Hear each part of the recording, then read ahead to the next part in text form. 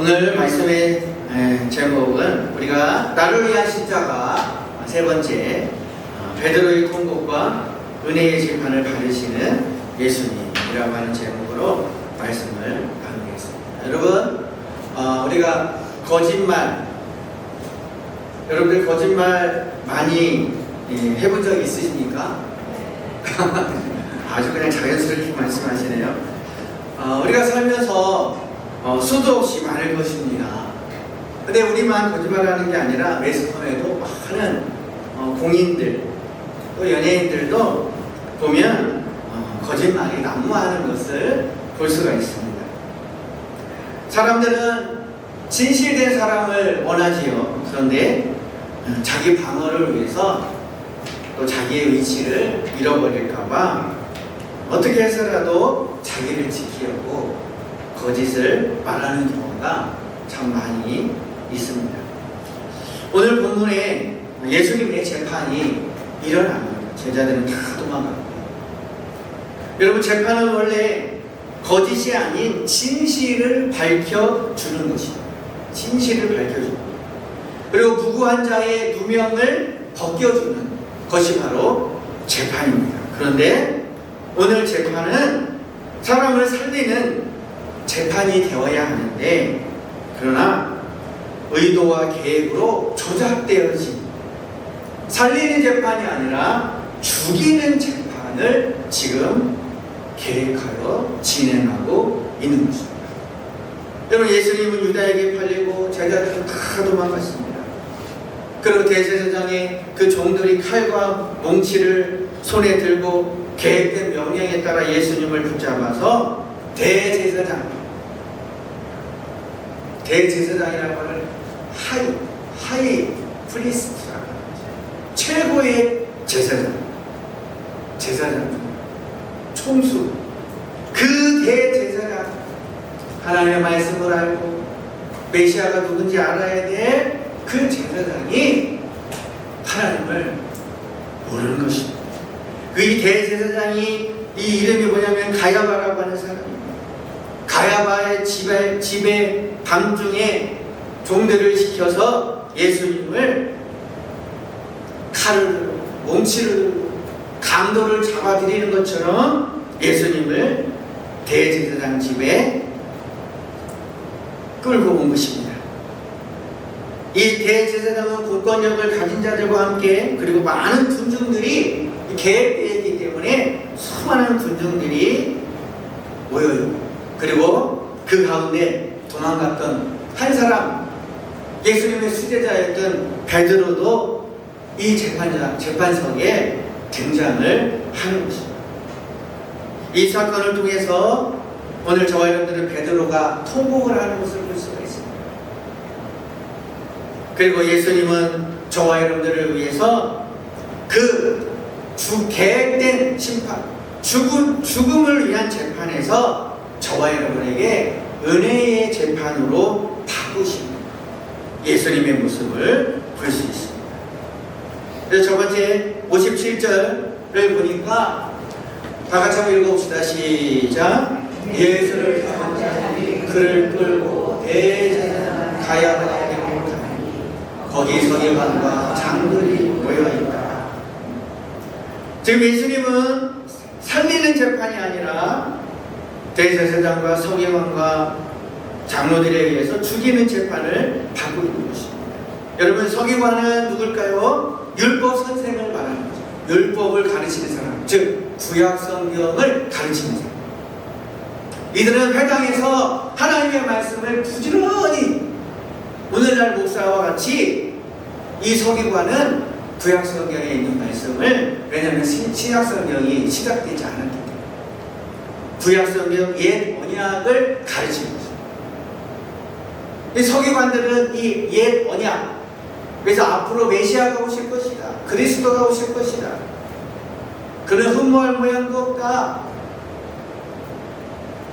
그는 죽임을 당할 것이다 라고 구약에 예언되었음에도 불구하고 그들은 고난당하고 십자가에 죽으시는 예수를 바라보지 못하고 다윗과 같이 또 모세와 같이 어떤 정치적인 자기 나라를 세계에서 가장 높은 자리를 올려주는 그런 자로 생각을 하게 되었는 것입니다. 그래서 이 서기관들도 또 이 장로들은 그 유대 공동체에서 어른이에요. 여기서 말하는 장로. 우리 교회에서, 오늘날 교회에서 장로님을 말하는 게 아니라 여기서 말하는 장로들, 엘더라고 하는 나이가 많이 든 잘 아시는 분들, 그런 분들이 모여 있는 것입니다. 그래서 있을 수 없는 재판이 일어난 거죠. 그리고 유대인에게 재판이라고 하는 것은 낮에만 재판이 일어날 수 있어요. 근데 오늘 예수님의 재판은 한밤중에 일어난 재판이에요. 불법적인 재판이에요. 합법적인 재판이 아니라 불법적인 재판. 그리고 공식 회당이라고 하는 그 재판 장소가 아니라 가야바의 집에서, 개인의 집에서 재판을 연 것입니다. 어떻게 해서라도 예수님을 꼬투리 잡아 죽이려고 하는 재판이기 때문인 것입니다. 그래서 예수님은 제자들도 다 도망가고 베드로는 일찍이 숨어서 몰래 예수님이 어떻게 될까? 그냥 그 정도로 예수님이 재판 자리에서 어떻게 되실까? 하나님의 아들이면 그 재판장에서 그냥 12군단이라도 더 되는 그런 천사들을 동원해서 그 재판에서 이기겠지? 그런 생각도 하셨을 것입니다. 여전히 인본주의, 인간적인 생각이 있기 때문에 예수님은 그 재판에서 혼자 서셨고 대제사장과 또 많은 그런 장로들과 군중들이 의기양양하면서 예수님을 범죄자 취급을 하는 것입니다. 어떻게 해서라도 예수님을 죽이려고 하는 악한 마음을 품게 된 것입니다. 어제가 광복절이잖아요. 그죠? 15일. 우리나라가 일제치하에서 1910년부터 45년까지 35년, 대략 35년 동안 식민지 시기를 보내줍니다. 수많은 독립운동가들이 얼마나 많이 있습니다. 일제히 앞서는 그런 사람도 있었지만 나라를 지키려고 목숨을 걸고 나라를 지키고 바른 말을 하는 사람들이 있었습니다. 윤봉길, 만중군, 인신채호, 유관순, 그래서 다 크리스찬들이에요. 하나님이 보호하사 우리나라 만세. 그들을 끌어다가 일본 정부는 어떻게 합니까? 그들의 올바른 그들의 진실을 가리는 게 아니라 어떻게 해서라도 꼬투리 잡아서 사람을 죽이려고 하는 재판. 그리고 본보기 삼으려고 하는 재판. 그러나 그들은 뭐라고 합니까? 나는 대한민국 국민, 나는 조선의 사람이다. 나는 일본의 법을 따를 수 없으니 나를 재판할 권리는 당신들에게 있지 않다 라고 하면서 일본의 사법부의 재판의 정당성을 원천적으로 부인하는 것입니다. 오늘 재판 역시 예수님을 살리는 재판이 아니라 잘 짜여진 죽음으로 몰아가는 재판인 것입니다. 그래서 오늘 재판자들은 마태복음 26장 59절에서 67절에 보니까 대제사장들과 온 공회가 예수를 죽이려고 그를 치릴 증거를, 거짓 증거를 찾아요. 계속해서 거짓 증거를 찾아요. 그러나 거짓 증인이 많이 왔어요. 또 거짓 증인들도 많이 왔어요.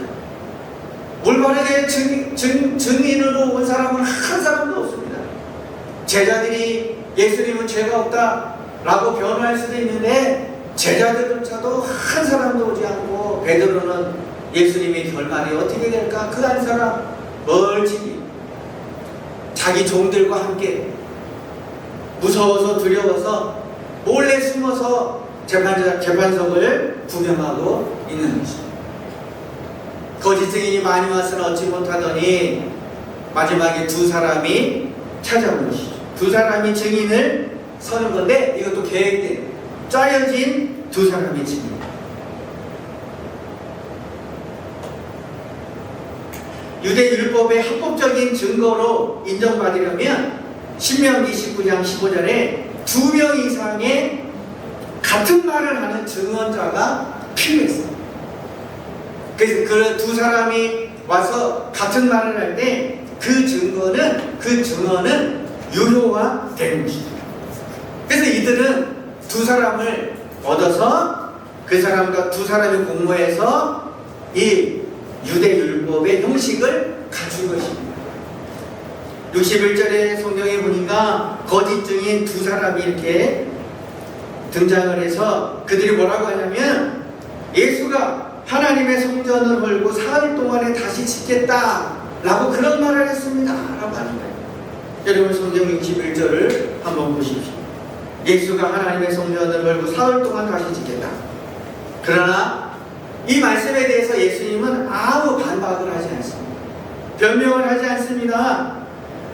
사흘 동안 성전을 짓는다고 하는 것은 보이는 성전을 짓는 게 아니라 예수님께서 성전된 예수님이 십자가에 죽으시고 사흘 만에 다시 부활할 것이다 라는 것을 비유적으로 말씀하신 것이기 때문에 여기에 모인 사람들은 그 말을 해도 전혀 이해할 수가 없는 것입니다.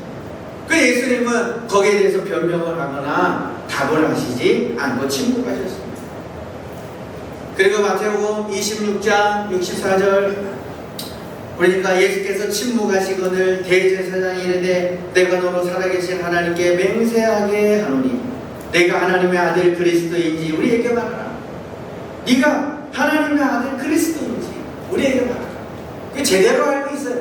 이 대제사장이 내가 하나님의 아들 그리스도인지 네가 하나님의 아들 그리스도 예수 구원자 예수 베드로가 얘기했죠. 주는 그리스도시요 살아계신 하나님의 아들이십니다. 이 비밀을 대제사장은 알고 있지만 믿지는 못하는 것입니다. 예수님은 메시아가 아니다. 그렇게 여기는 것입니다.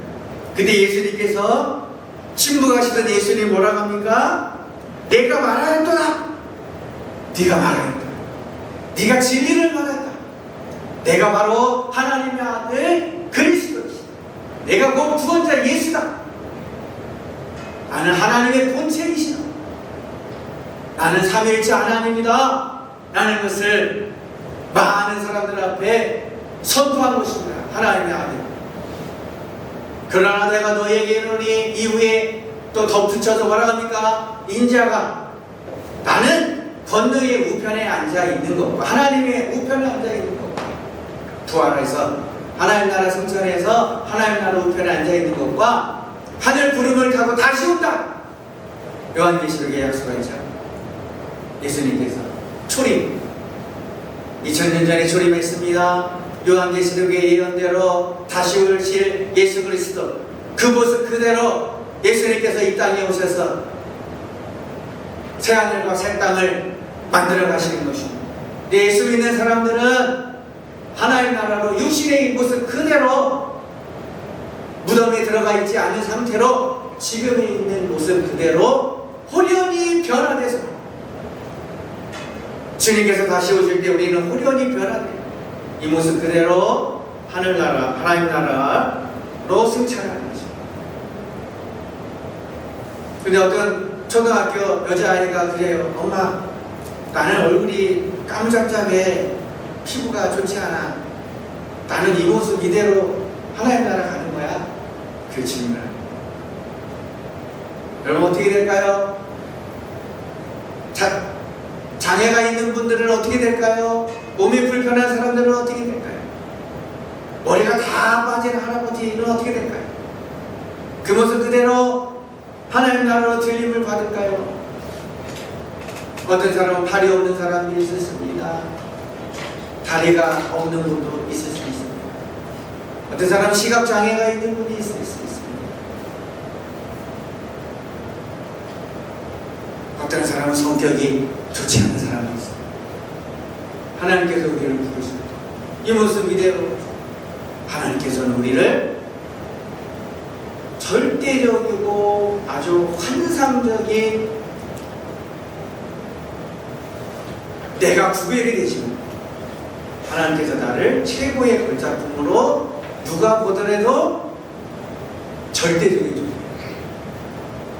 내가 더 예쁘네, 네가 더 예쁘네, 그런 존재가 절대적인 완벽한 존재로 새롭게 변하십니다. 나라는 사람은 내가 없어지는 게 아니에요. 나라는 모습은 그대로 있지만 나는 새로운 모습으로 바뀌어요. 약속하셨어요. 우리 하나님 나라 갈 때 완벽한 존재,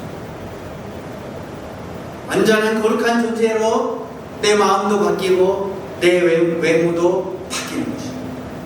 똑같이 만들지는 않습니다. 그러나 구별은 되는 것입니다. 내가 그렇게 하겠다 라고 주님께서 약속하셨습니다. 이것은 대제사장이 묻습니다. 네가 정녕 살아계신 하나님 아들 그리스도인지 말하라. 이때 침묵하던 예수님이 네가 맞다, 이렇게 예수님께서 말씀하시고 나서 이 말씀은 어떻게 된 거냐면, 여러분 다니엘서 7장 13절에도 보면 이미 구약 성경에 예언되어진 거예요. 이거는 대제사장도 알고 예수님도 아는 말씀. 다니엘 600년 전, 예수님이 오시기 전 600년 전, 600년 전에 이렇게 말씀하셨어요. 다니엘 선지자를 통해서 하나님의 비밀을 말씀하셨어요. 그 성경은 계시의 점진성이라고 하는 게 있어요. 그래서 구약 성경이 그림가로서 조금씩 보여주는 거예요. 근데 계시의 점진성은 뭐예요? 처음에는 이래, 여기서부터 시작되는 거예요. 그 계시가 확장돼요. 예수 그리스도를 통해서 그 계시가 확인이 돼요. 거기서 또 새 언약을 가르쳐 주셔서 요한계시록을 통해서 하나님 나라의 뜻을, 하나님 나라를 증거해 주시죠. 그 다니엘서에서 약속하셨어요. 말씀하셨어요. 다니엘 선지자를 통해서 하나님께서 말씀을 주셨어요. 내가 환상 중에 내가 봤다, 다니엘이 말하는 거죠. 인자 같은 이가, 인자가 사람의 아들, 사람이 같은 이가 하늘 구름을 타고 와서 옛적부터 항상 계신 이에게 나아가, 하나님 앞에 나아가 인도됨에 그에게 권세와 영광과 나라를 주고, 모든 나라가 예수 그리스도 앞에 무릎 꿇고, 모든 백성들과 나라들과 다른 언어를 말하는 모든 자들이 예수 그리스도를 섬기게 하였습니다. 그의 권세는 소멸되지 아니하고 그의 아니하는 영원한 권세, 그의 나라는 멸망하지 아니할 것이라. 할렐루야. 하나님의 나라는 멸망하지 않는 거예요. 4대 성인이 공자, 그 다음에 누굽니까? 소크라테스, 그 다음에 부처, 세상적으로 예수님까지 포함해가지고 4대 성인. 예수님은 성인이 아니에요. 하나님이시고, 오직 하나님의 말씀은 소멸되지 않고 하나님께서 말씀하신 것은 반드시 이루어진 것입니다. 시편에도 보면 여호와께서 내 주에게 말씀하시고, 내가 내 원수들로 내 발판이 되게 하기까지 너는 내 오른쪽에 앉아있으라. 하나님께서 내 주 예수 그리스도 메시아에게 말씀하시고, 그러니까 다윗에게 하나님께서 이렇게 말씀하신 것입니다. 약속의 말씀을 하신 것입니다. 네가 맞다, 대제사장아, 네 말이 맞다. 내가 하나님의 살아계신 하나님의 아들 예수다 하는 것을 예수님께서 증거하신 것입니다. 이때 큰일이 벌어집니다. 대제사장이 자기 옷을 찢어버려요. 대제사장이 자기 옷을 찢으면 이르되 그가 신성모독하여. 그러니까 예수님께서 이렇게 말하는 것은 내가 바로 하나님의 아들 메시아다, 그리스도다 라고 하니까 그들은 신성모독했다. 하나님을 부정한 존재로, 하나님을 업신여겼다. 하나님의 이름을 네가 하나님의 아들이라고? 그래서 유대인들은 그 당시에 야훼라고 부르지 않았어요. 하나님께 내가 야훼라고 그랬거든요. 근데 그들은 하나님의 이름을 아도나이라고 바꿔서 불렀어요. 왜냐하면 유대인들은 우리가 어떻게 하나님의 이름을 우리가 마음대로 부를 수 있어. 그래서 그들이 하나님의 이름을 별명을 지어서 아도나이라고 불렀어요. 그렇기 때문에 하나님의 이름을 율법적으로 하나님의 이름을 업신여기고 하나님의 이름을 하찮게 부르고 이렇게 하는 것을 용납할 수가 없었습니다. 그러니까 대제사장 이 사람이 자기 관복을, 자기 옷을 찢어버리는 거예요. 이거는 뭐예요? 연기하는 거예요. 연기.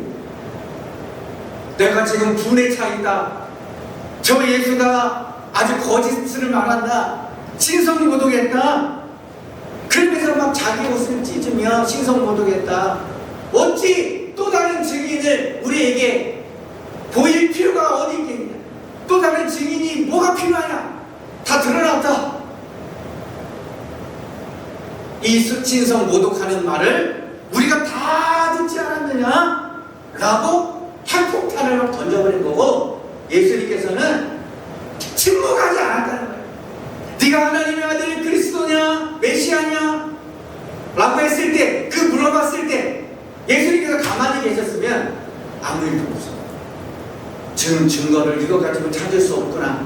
마무리될 수도 있는데 예수님께서는 다른 거 다 침묵하시고 나는 하나님의 아들 그리스도다.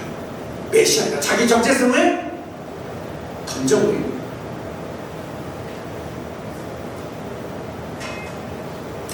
여러분, 레위기 24장 16절에 보면 그런 말씀이 있어요.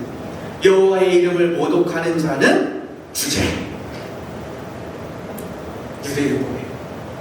여호와의 이름을 신성 모독하는 자는 죽이라. 이것이 율법인 것입니다. 그 유대인들은 율법에 따라 심판하고 재판하는 것입니다.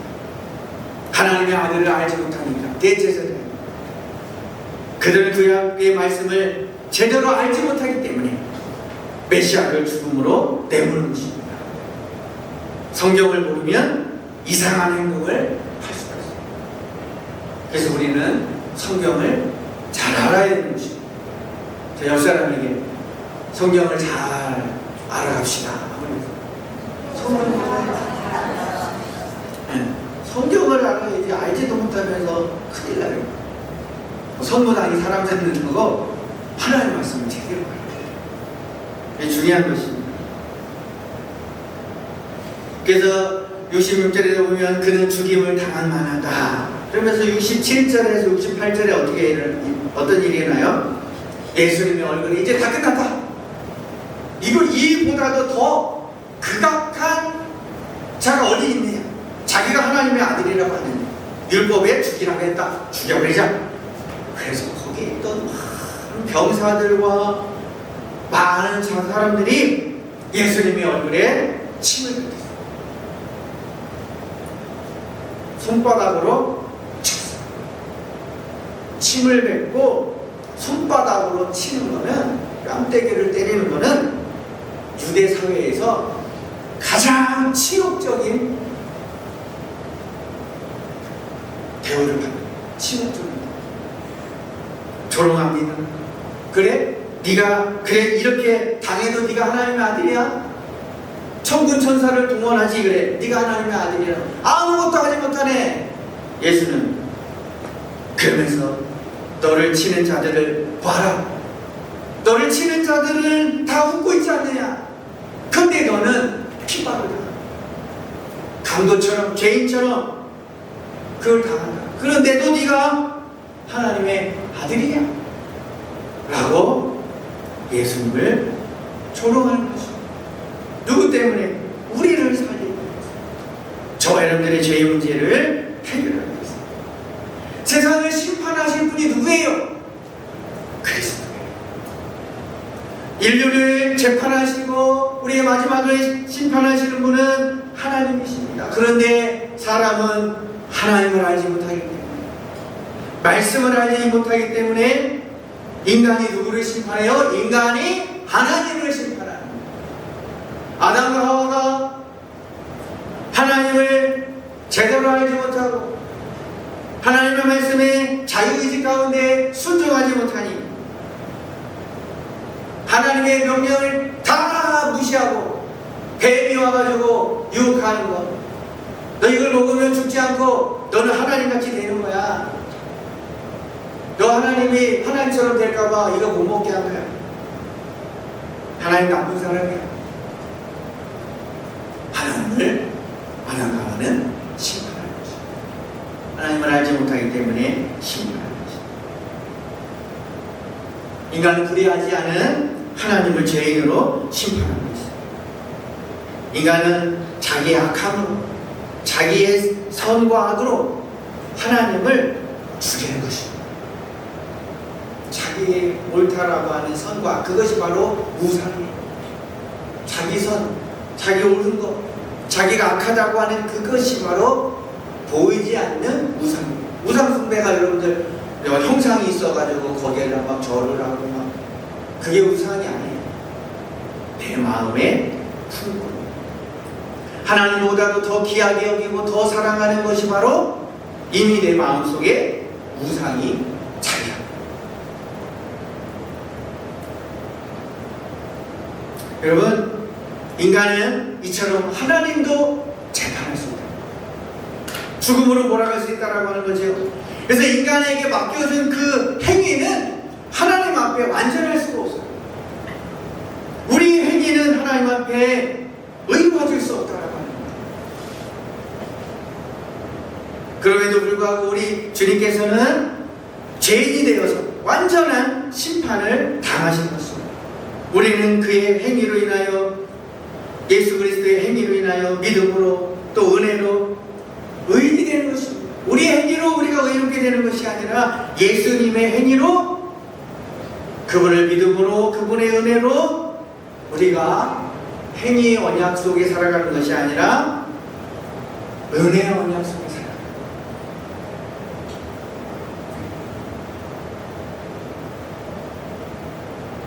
행위 언약과 은혜 언약을 잘 모를 수 있죠. 그죠?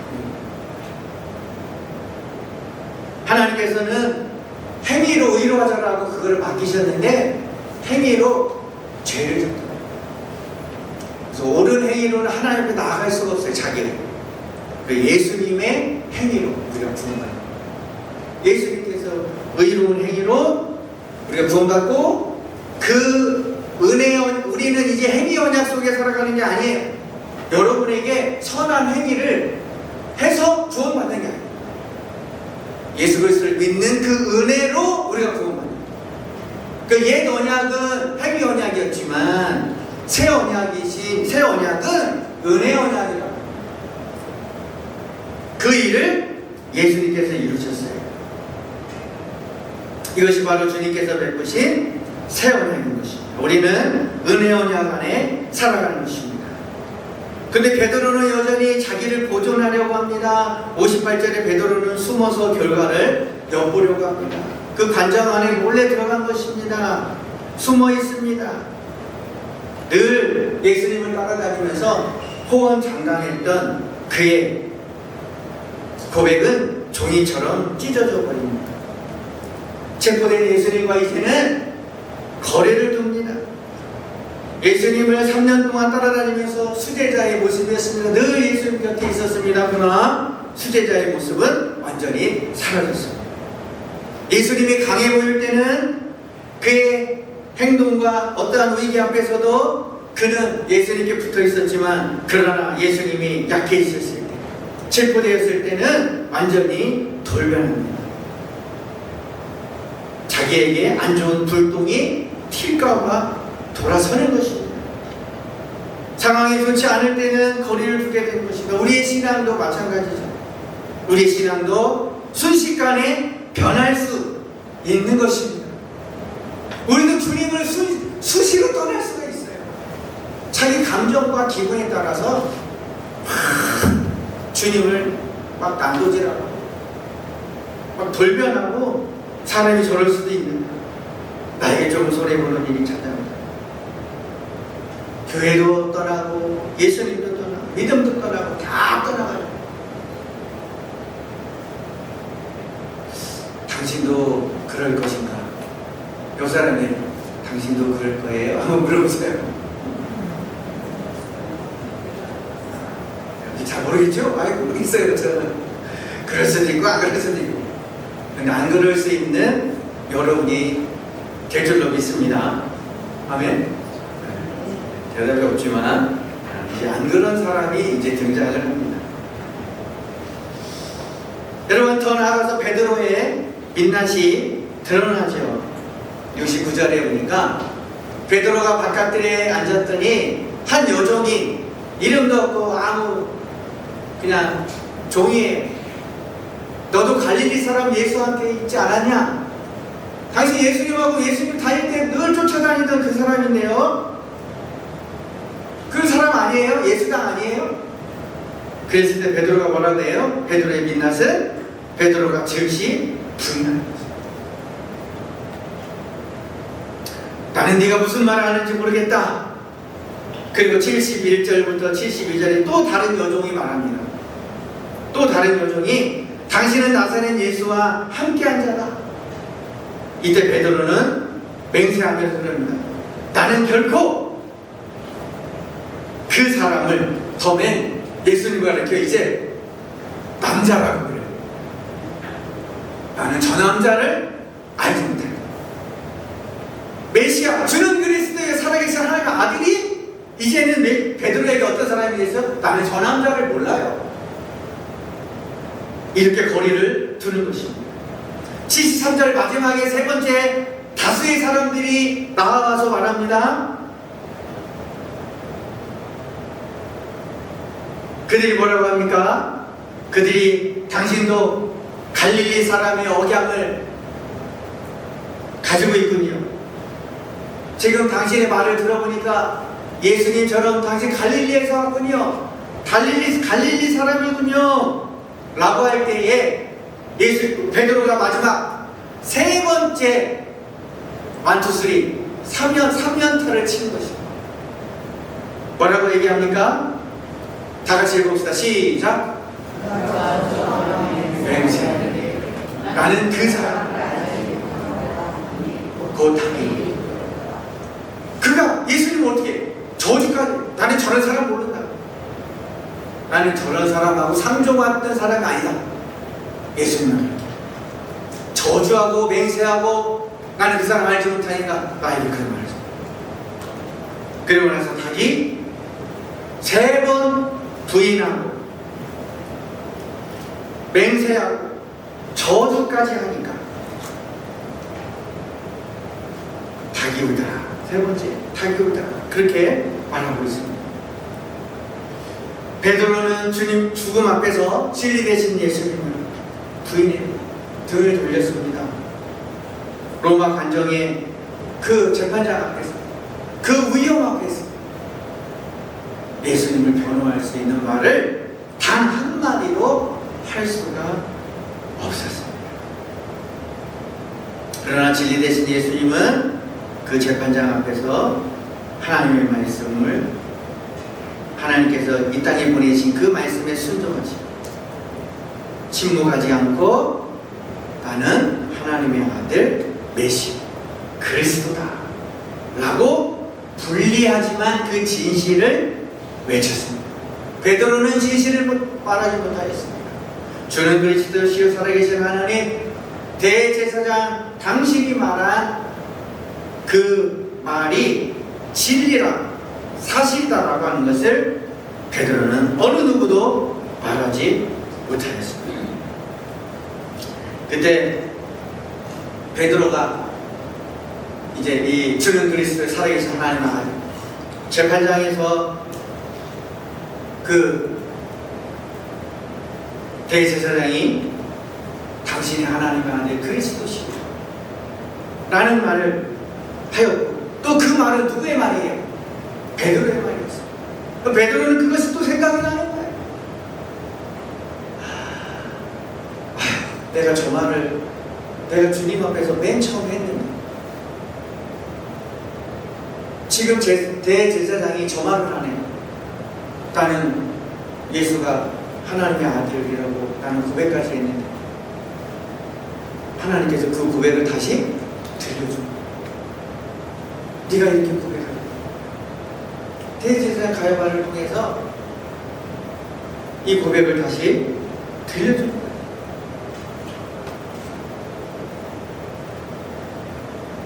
그리고 예수님께서 그 전에 재판받기 전에 네가 다 물기 전에 3번 나를 부인하라.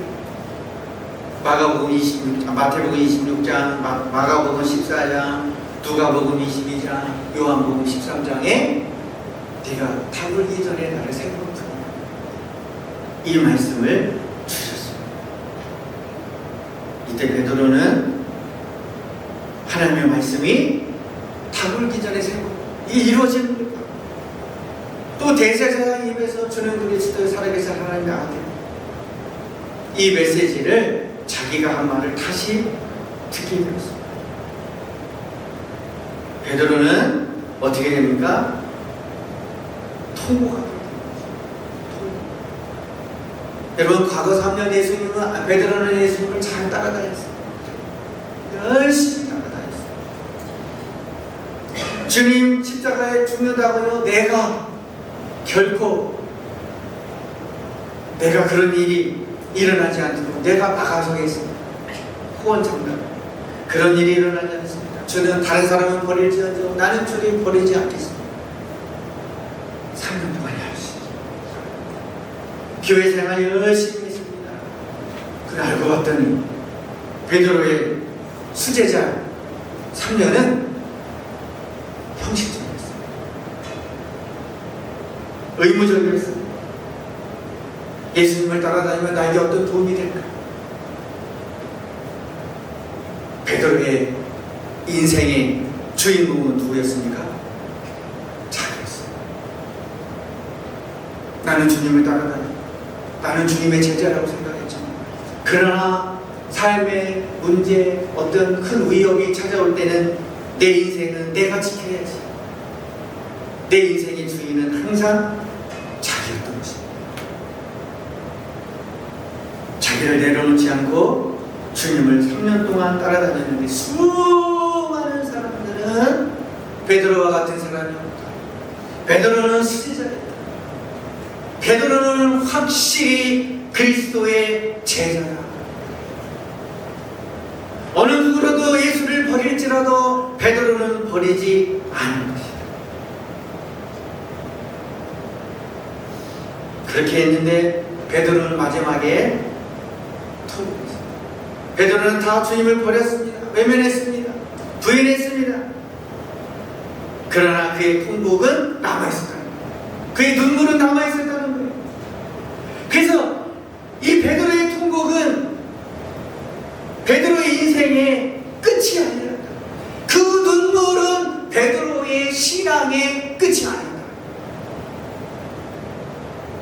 그에게 눈물이 남아있었다는 거예요. 베드로의 신앙의 출발이 바로 통곡이었다는 거예요. 그 전에 열심히 따라다니고 못도 했는데 다 그것은 알고 보니 거짓이었다는 거예요.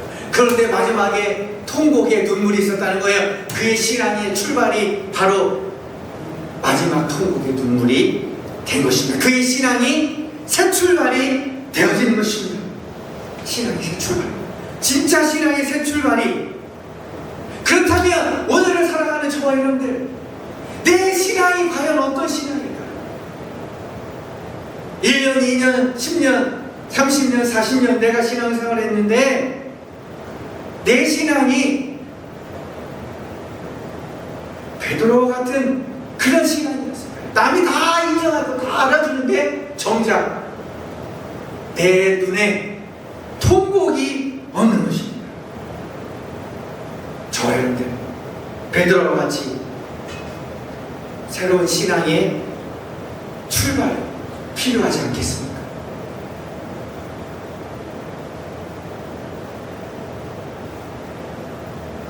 나는 출발도 안 했는데 뭔 새 출발이요? 이런 분들이 있었어요. 나는 시작도 안 했는데 뭘 또 새 출발을 합니까? 나는 쌓아놓은 것도 없어요. 아무것도 쌓아놓은 것도 없어요. 자, 이름뿐인 거고, 이름뿐인 교회 도사랑교회 성도인데 뭘 새 출발을 합니까? 그런 분이 있을 수 있습니다.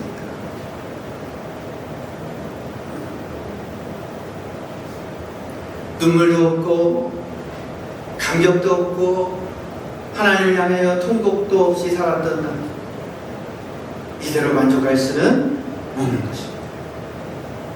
베드로에게 찾아왔던 그 통곡의 시간이 여러분에게도 기회가 주어질 수 있습니다. 할렐루야. 그것이 있어야 우리가 참 믿음, 참 신앙으로 나아갈 수가 있는 것입니다. 지금까지 내 신앙은 겉모습으로만 치장했고 포장된 종교적 행위일 수가 있고요, 형식적인 신앙일 수도 있습니다.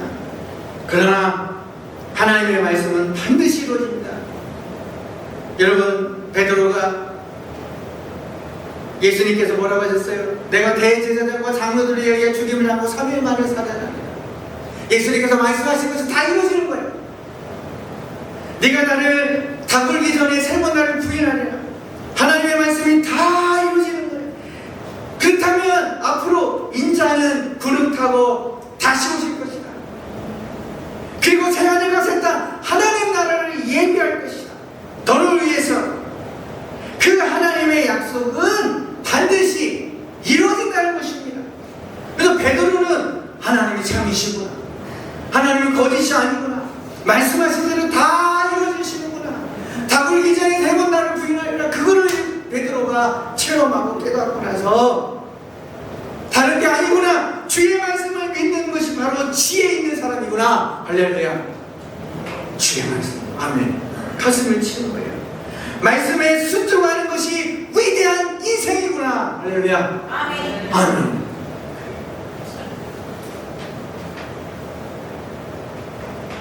그래서 마지막 살아있는 우리의 신앙, 그냥 겉모습으로만, 그게 아니라 진짜 살아계신 하나님을 경험하고 바라보고 말씀대로 이루어지는 그 믿음을 가지고 저와 여러분들의 신앙의 온전한 참다운 새 출발이 이루어지시는 저와 여러분 되시길 주의 이름으로 축복합니다. 아멘. 우리 시간 찬양합시다.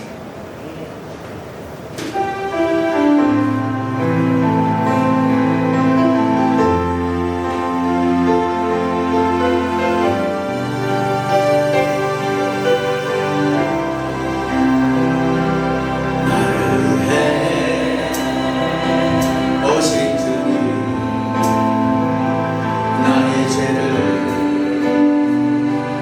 위하여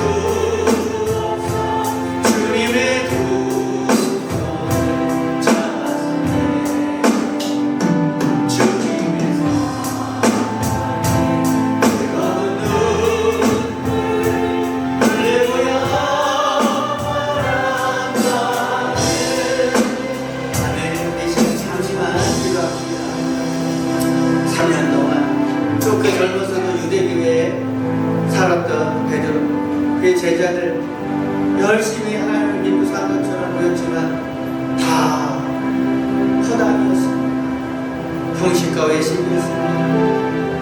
다 가짜였습니다. 주님 죽으십니다. 나를 위해서 십자가에 죽으시고 또 약속한 것이 현실로 이루어지고 말씀이 이루어지고 이것이 전부였습니다. 그거를 깨달았습니다. 나를 위해서 죽으신 예수님. 베드로는 하나님 앞에 통곡할 수밖에 없었습니다. 성도 여러분, 우리도 주님 앞에 통곡할 기회가 있습니다. 통곡하고 주님 앞에 나아가야 참다운 신앙